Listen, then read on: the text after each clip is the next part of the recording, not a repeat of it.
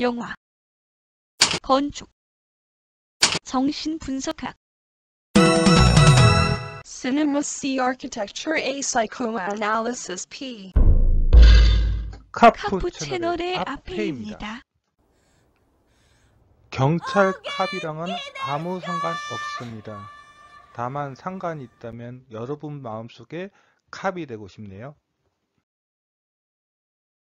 37번째 카푸 채널 콘텐츠는 에리히 맨델손의 아인슈타인 타워입니다. 모더니즘 건축의 시작을 위해서 몇 가지 새로운 건축의 흐름이 있었습니다. 그것이 표현주의 건축입니다. 그리고 그 표현주의 건축을 대표하는 작품이 바로 에리히 맨델손의 아인슈타인 타워이지요. 아페이가 대학 때 이 작품을 보았을 때 정말 신기했습니다. 콘크리트로 만들었는 줄 알았거든요. 그런데 사실은 벽돌을 쌓고서 치장 벽돌로 덮었다고 합니다. 아페이가 배운 것은 콘크리트의 다양한 활용법을 실험한 건물로 배웠었는데요. 아페이가 배운 현대 건축책은 그때만 해도 일본 것을 그대로 한국어로 번역해서 쓴 것이 대부분이었습니다. 그러니 일본 애들 덕분에 잘못 알고 있었던 것이죠. 좀 위안이 되나요, 아페이? 에리히는 아인슈타인의 이론에서 영감을 받아서 이 천체 관측탑을 디자인했다고 합니다. 그런데 재미있는 것은 이 건물을 디자인했을 때 저번 시간에 잠깐 언급한 바가 있는 쉰들러 친구 노이드라가 그의 회사의 직원으로 있었다고 합니다. 그런데 아인슈타인 타워보다는 들라와르 파빌리온의 이 회전 계단이 모더니즘 건축에 더 영향을 미쳤다고 합니다. 들라와르 파빌리온은 영국의 해변가에 있는 건물입니다. 아까 전 보여드렸던 회전 계단과 함께 수평으로 길게 이어진 띠창과 오픈 발코니를 통해서 철근 콘크리트의 무한한 가능성을 보여준 에리히의 대표작입니다. 그래도 앞에 있는 아인슈타인 타워가 더 좋다고 합니다.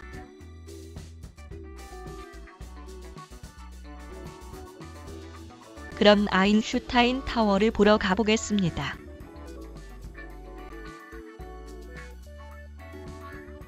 출발은 베를린이었습니다. 차로는 1시간 정도 걸렸습니다. 천체 관측탑이라서 그런지 산에 있더라고요. 답사할 때는 몰랐는데 아인슈타인 타워가 있는 곳이 바로 알버트 아인슈타인 과학공원이라고 하네요.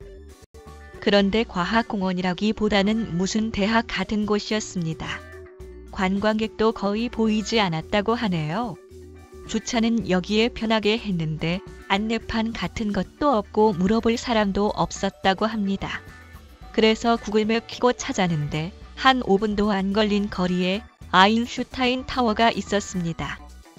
책으로만 보던 아인슈타인 타워를 보니 앞에 있는 꽤나 감개무량했다고 합니다. 그리고 무엇보다도 생각 이상으로 깨끗하게 남아있어서 더 놀라웠다고 합니다.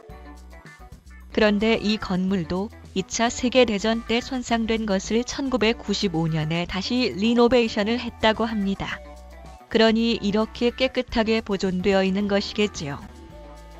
지금 아인슈타인 타워가 정말로 천체 관측소의 역할을 하고 있는지는 모르겠습니다. 벽돌을 쌓아서 어떻게 이런 형태를 만들어냈는지 정말 정성이 가득한 건물인 것 같습니다. 아인슈타인의 상대성 이론에서 영감을 받은 것이 맞겠지요? 여기에 아인슈타인이 일한 적은 없지만 이 작품의 건설과 운영에 돈은 지원한 것 같습니다. 망원경의 빛은 샤프트를 통해서 기기와 실험실이 있는 지하로 향한다고 하던데요. 그리고 망원경도 6개나 있었다고 합니다. 저 돌출한 것이 배수구 같은데 르 꼬르비제 롱샹 성당의 배수구랑 좀 닮은 것 같네요. 아참, 롱샹도 벽은 벽돌로 쌓아서 만든 것입니다. 저 아래창은 1층 부분인데 안을 들여다보려고 해도 발을 디딜 틈이 없어서 이렇게 밖에서 사진을 찍을 수밖에 없었다고 합니다. 이쪽이 아인슈타인 타워로 들어가는 현관입니다. 아인슈타인 타워를 답사했을 때 아페이 말고 동양인 남자분이 열심히 아인슈타인 타워를 손으로 스케치하는 것을 보았다고 합니다. 마치 안도 다다오가 건축을 배우기 위해서 무작정 유럽 여행을 떠났고 만나는 작품마다 스케치를 하고 다닌 것처럼요. 그 친구도 10년 후 안도 다다오 같은 세계적인 건축가가 될지도 모르겠네요. 현관문 앞에 서서 그 반대쪽을 바라본 것입니다. 천문대라서 그런지 이 건물은 반듯하게 북쪽과 남쪽 방향으로 배치되어 있습니다. 안으로 들어가지를 못해 창문에 카메라를 들여대고 한번 찍어본 것이랍니다. 원래 여기 입구에는 아인슈타인 청동 흉상이 있었다는데 나치가 그걸 파괴시켰답니다. 그러다가 1945년 이후에 흉상 일부를 찾아냈다고 하는데 저것이 그것일까요?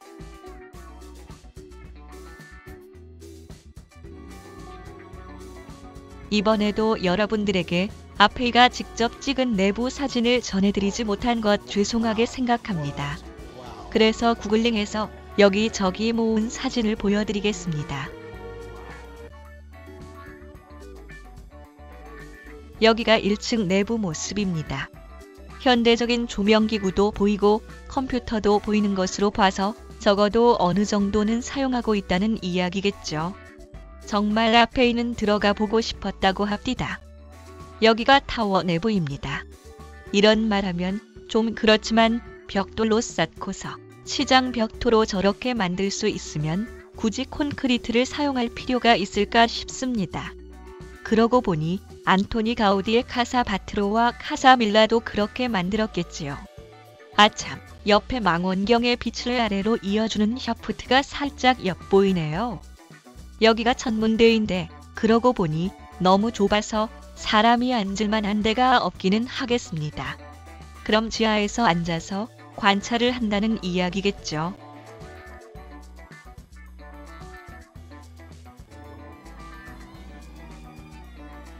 표현주의 하면 역시 영화 칼리가리 박사의 밀실이죠. 그런데 생각보다 이 영화 재미있습니다. 이 영화도 한번 리메이크로 나올 만한데요. 그럼 다음 컨텐츠 기대해 주시고 이상 레이첼과 아페이였습니다.